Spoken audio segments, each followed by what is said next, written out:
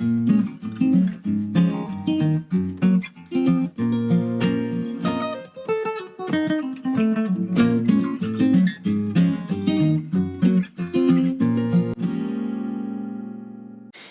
y'all, welcome back to my gluten-free kitchen. I am the Deglutenizer, and my favorite holiday is coming, well, my other favorite holiday is probably tied with Halloween. Anyway, Thanksgiving's coming up, and so I need to start making my traditional gluten-free Thanksgiving dishes, starting with the turkey. If you are actually preparing for Thanksgiving, then you need to put your turkey into the fridge no later than Sunday evening for you to be able to start cooking it Thursday morning. If you have a larger turkey, then I would even say Saturday night you need to put it in the fridge. And of course you want to use a pan underneath your bird just in case it leaks as it thaws. So this bird's about 11 pounds. I never actually get one bigger than 14. And a lot of times I will... What? What? I'm trying to do my intro. Oh. Look who I found. Look who willingly came up to me, even though she should know better, because it means she's going to get scooped up. Isn't she the cutest? Yes, you're gonna get me so many extra views on my video. Yes. Now, I'm gonna need you to chill, okay? Here you go. Oh, beat it.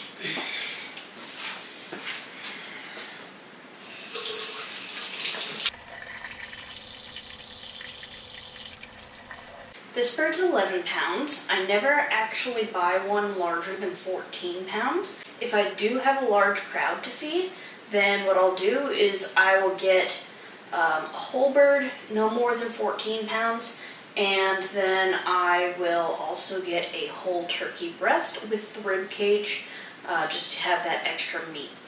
So normally to prep for Thanksgiving, I will put the bird in a pan into the fridge Sunday evening, and then Wednesday evening I take it out and prep it to do kind of like a dry brine overnight before I pull it out Thursday morning to start cooking while the Macy's Thanksgiving Day Parade is playing in the living room.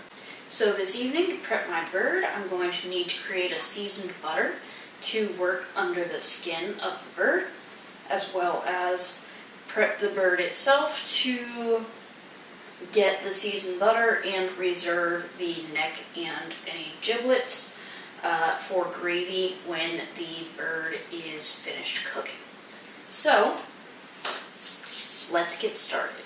So first things first is our sink is a sink, which means that sometimes we use it for dishes and it's not always the cleanest. So, this is water and bleach.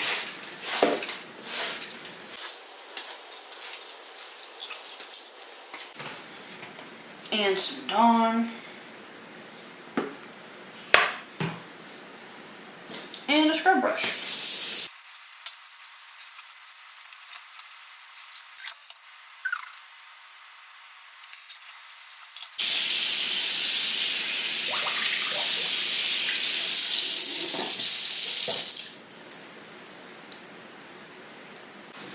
So, I have my rack set up.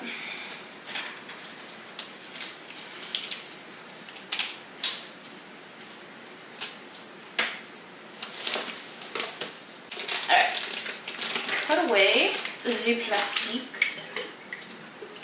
Oh yeah, you real juicy.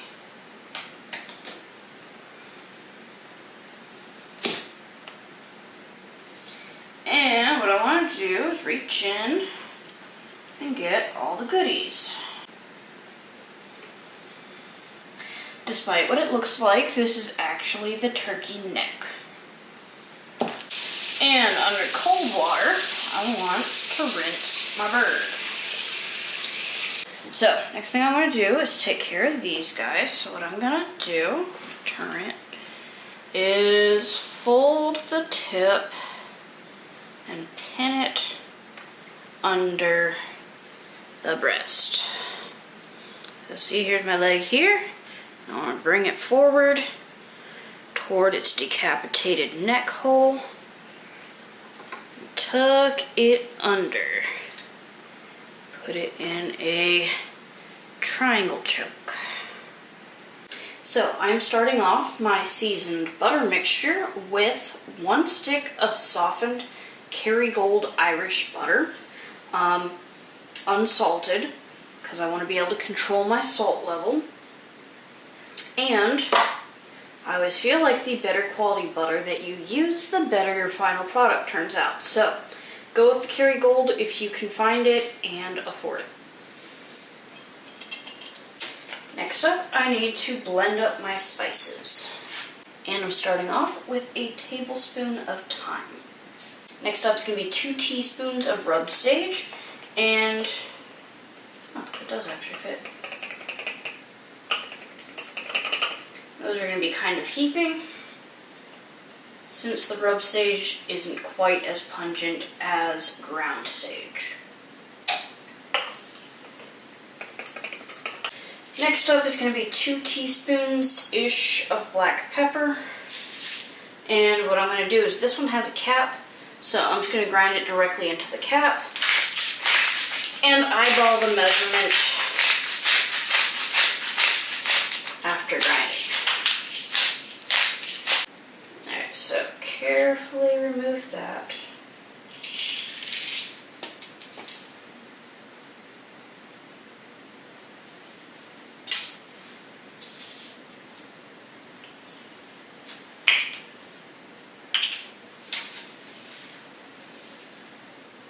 What do you think? Teaspoon and a half? Next up is going to be nutmeg. Onto my paper we go.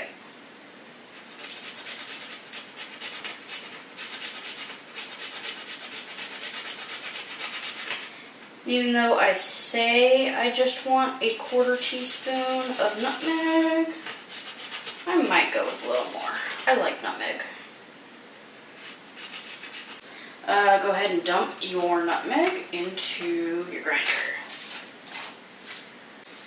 And finally, of our regular spices, a 1/4 teaspoon of ground allspice. And I'm going to go ahead and get this stuff ground up together first, and then I will add my salt, because I don't want it to be ground as fine. I still want some little crispy crystals of salt. So, grinding this first. So salt is the most important thing to make this taste good. And I want a whole tablespoon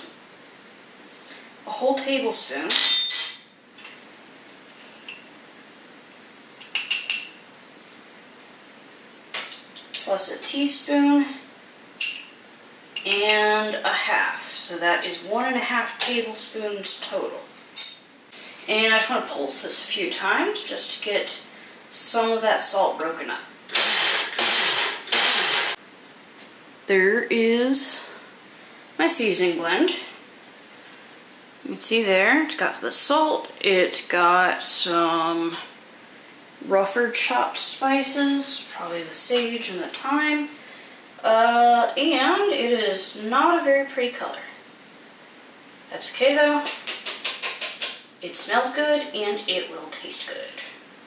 I want to grab my handy dandy rubber spatula.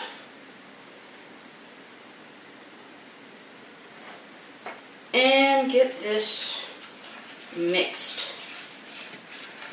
thoroughly. There we go. Kind of greenish, kind of grayish. Does not look appetizing. Oh, but it smells so good. So now I need to get this into my turkey. Alright, so here's my bird. Here is my lovely butter. First things first, I have to separate the skin from the meat. And there is a stretchy membrane layer here. So what I want to do is try and tear through the membrane so that the meat will come into direct contact with the flavored butter. So I'm just going to work my finger in. And then because I have tiny hands, I can actually get all up in here. Okay, now I want to do the same thing on the other side. So here you can see here, there's the membrane. I'm going to get under that, separate it from the meat.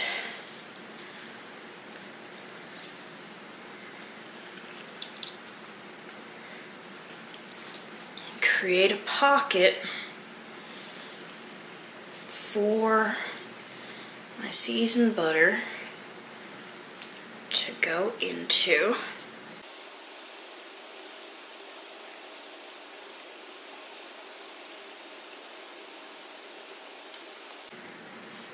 Okay.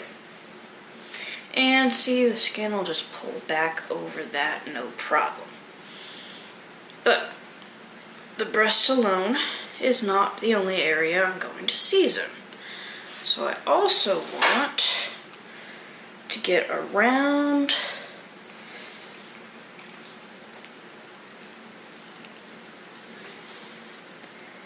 to the leg. Yes, it makes noises.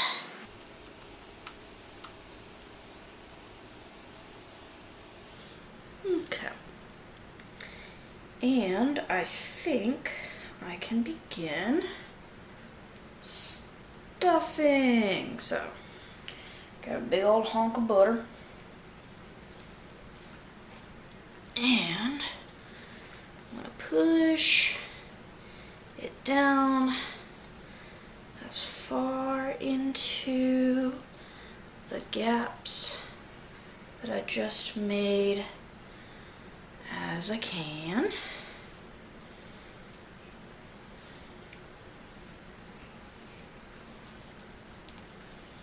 I can also go in from the outside and work it down some.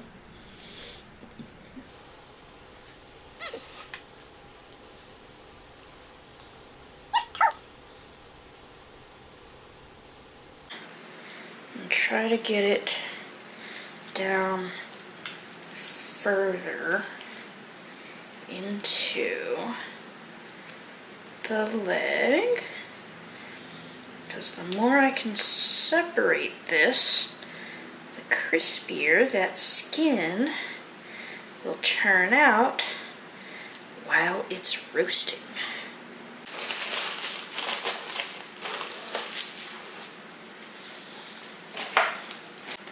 Yay! Just mostly covers. Good enough. Alright, y'all, my turkey is ready to go into the fridge overnight. I will cook it tomorrow and make scratch-made gluten-free gravy from the drippings, which will be super extra tasty with all that buttery goodness and all those spices. Alright, so first things first is my pan is just a little small, so I'm going to put this onto a baking sheet to catch any over drips. Also, from here on out, I'm basically just following the instructions from the classic Good Eats episode, Romancing the Bird. So we're going to do the turkey triangle, we're going to use probe thermometers, we're going to roast it super high for 30 minutes at 500 degrees Fahrenheit. Turn the temp down to 350, finish cooking it to the correct internal temperature, which is going to be like 161 or so for the breast and about 171 or so for the leg. And then carryover heat, we'll cook it the rest of the way. There we go. turkey triangle ready. And while my bird is still cold, I actually want to take this 90-degree tip here, put it over the breast, and mold it to the shape of my bird.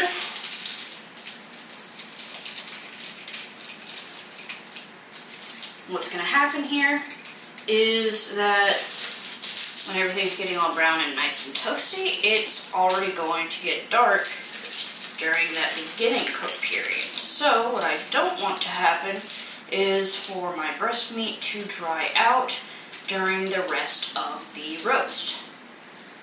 That looks good. Peel that off. Set aside. Next up, I want to set my probes, and I want to go into the deepest part of the meat without hitting bone or puncturing into the cavity. And I'll do this leg probe on the other side, just to make sure that my oven is heating properly. Alright, and that is that.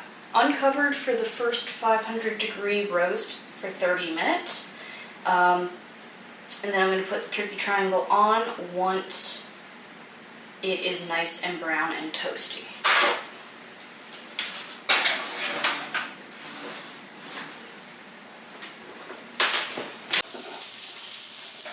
So what I'm going to do is, first of all, move my probes over to this side.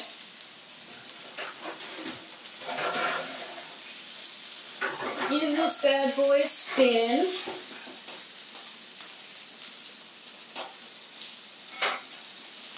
Because ovens don't heat evenly. Grab a turkey triangle. Slap that bad boy on.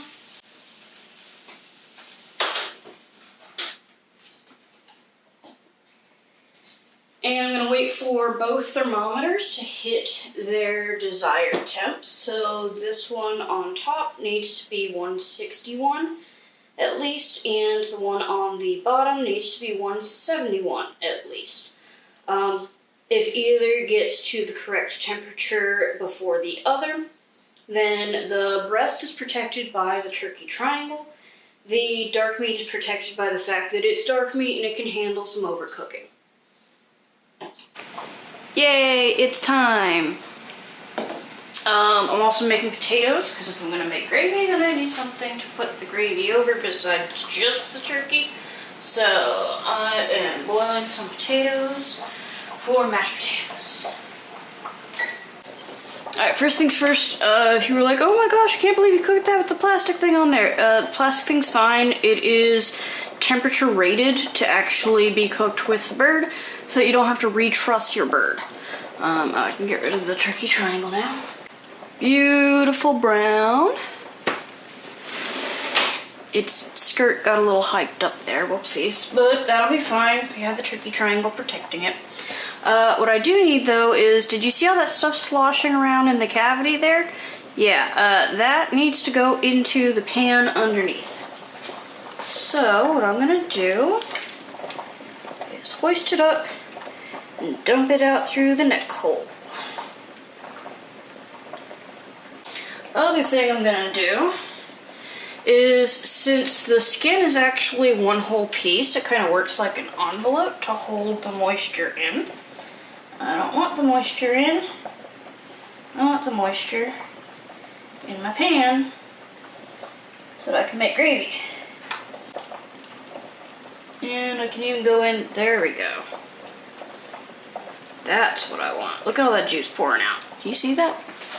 Alright, so now I'm ready to tent the bird in foil and let the meat rest. This will be basically the end of part 1. Part 2 will be the carving of the bird plus how to make the gravy from scratch. So make sure that you subscribe, like this video, and click the bell for notifications to see when I post part 2.